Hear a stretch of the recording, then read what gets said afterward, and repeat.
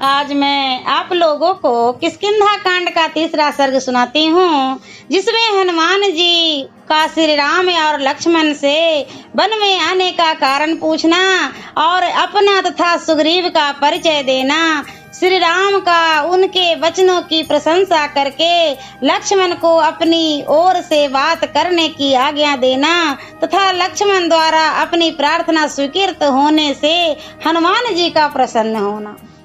महात्मा सुग्रीव के कथन का तात्पर्य समझकर हनुमान जी ऋषिमुख पर्वत से उस स्थान की ओर उछलते हुए चले जहां वे दोनों रघुवंशी बंधु विराजमान थे। पवन कुमार वानर वीर हनुमान ने यह सोचकर कि मेरे इस कपि रूप पर किसी का विश्वास नहीं जम सकता, अपने उस रूप का परित्याग करके भिक्षु यानी समान तपस्वी का रूप धारण कर लिया।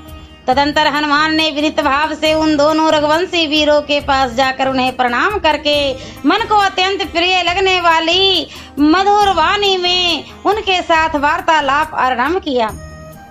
वानर शिरोमणि हनुमान ने पहले तो उन दोनों वीरों की यथोचित प्रशंसा की, फिर विधिवत उनका पूजन यानी आदर करके स्वच्छंद रूप से मधुर वाणी में कहा, वीरों आप दोनों सत्य पराक्रमी राजर्षियों और देवताओं के समान प्रभावशाली तपस्वी तथा कठोर व्रत का पालन करने वाले जान पड़ते हैं।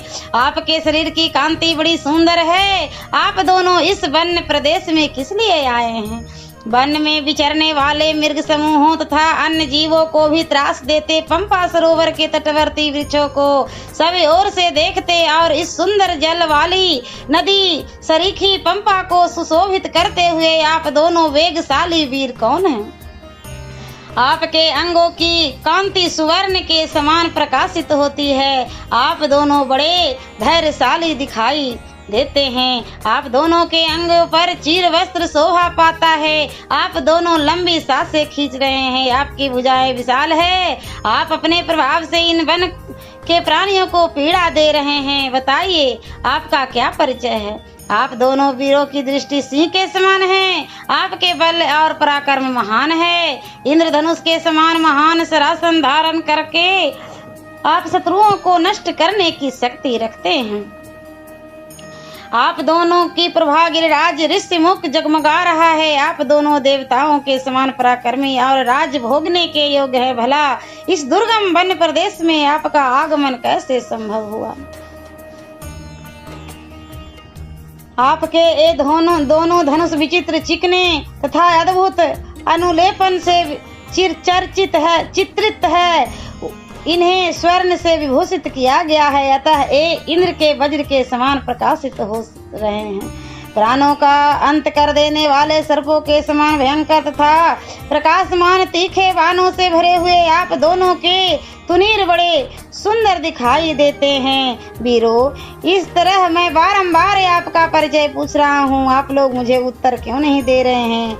यहाँ सुग्रीव नामक एक श्रेष्ठ वानर रहते हैं जो बड़े धर्मात्मा और वीर हैं। उनके भाई बाली ने उन्हें घर से निकाल दिया है, इसलिए वे अत्यंत दुखी हो सारे जगत में मारे मारे फिरते हैं। उन्हीं वानर शिरोमणियों के राजा महात्मा सुग्रीव के भेजने से मैं यहाँ आया हूँ। अब मेरा नाम हनुमान है। मैं भी वानर जाति का हूँ। धर्मात्मा सुग्रीव आप दोनों से मित्रता करना चाहते हैं। मुझे आप लोग उन्हीं का मंत्री समझें। मैं वायु देवता का वानर जातीय पुत्र हूँ। मेरी जहाँ इच्छा हो जा सकता हूँ और जैसा चाहूँ रूप धारण कर सकता हूँ। इसी समय सुग्रीव का प्रिय करने के लिए भिक्षु के रूप में अपने को छिपाकर मैं ऋषिमुख पर्वत से यहाँ आया हूँ। उन दोनों भाई वीरवर श्री राम और लक्ष्मण के ऐसा कहकर बातचीत करने में कुशल तथा बात का मर्म समझने में निपुण हनुमान चुप हो गए, फिर कुछ न बोले। उनकी यह बात सुनकर श्री रामचंद्र जी का मुख प्रसन्नता से खिल उठा। वे अपने बगल में खड़े हुए छोटे भाई लक्ष्मण से इस प्रकार कहने लगे, सुमित्रा नंदन, ये मनस्वी वानर राज सुग्रीव के सचिव हैं और उन्हीं के हित की इच्छा से यहाँ मेरे पास आए हैं। लक्ष्मण, इन शत्रु दमन सुग्रीव सचिव कपि वर हनुमान से जो बात के मर्म को समझने वाले हैं, तुम स्नेह पूर्वक मीठी वाणी में बातचीत करो। जिसे ऋग्वेद की शिक्षा नहीं मिली है, जिसने यजुर्वेद का अभ्यास नहीं किया तथा जो सामवेद का विद्वान नहीं है, वह इस प्रकार सुंदर भाषा में वार्तालाप नहीं कर सकता। निश्चय ही इन्होंने समूचे व्याकरण का कई बार स्वाध्याय किया है, क्योंकि बहुत सी बातें बोल जाने पर भी इनके मुख से कोई अशुद्धि नहीं निकली। इन्होंने थोड़े में ही बड़ी स्पष्टता के साथ अपना अभिप्राय निवेदन किया है। इसे समझने में कहीं कोई संदेह नहीं हुआ है। रूप कर अथवा शब्दों या अक्षरों को मोड़ मरोड़ कर किसी ऐसे वाक्य का उच्चारण नहीं किया है जो सुनने में कर्ण कटु हो। इनकी वाणी हृदय में मध्य रूप से स्थित है और कंठ में बैखरी रूप में प्रकट होती, अतः बोलते समय इनकी आवाज न धीमी रही न बहुत ऊंची, मध्यम स्वर में ही इन्होंने सब बातें कही हैं। निष्पाप लक्ष्मण, जिस राजा के पास इनके समान दूत न हो, उसके कार्यों की सिद्धि कैसे हो सकती है। जिसके कार्य साधक दूत ऐसे उत्तम गुणों से युक्त हों, उस राजा के सभी मनोरथ दूत की बातचीत से ही सिद्ध हो जाते हैं। श्री रामचंद्र जी के ऐसा कहने पर बातचीत की कला जानने वाले सुमित्रा नंदन लक्ष्मण, बात का मर्म समझने वाले पवन कुमार सुग्रीव, सचिव कपि प्रवर हनुमान से इस प्रकार बोले, विद्वान महामना सुग्रीव के गुण हमें ज्ञात हो चुके हैं। हम दोनों भाई वानर राज सुग्रीव के ही खोज में यहाँ आए हैं।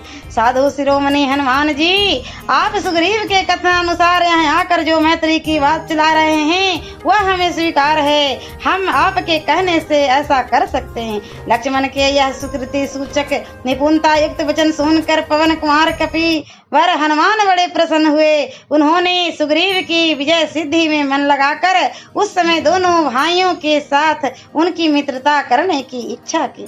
सियावरे रामचंद्र की जय।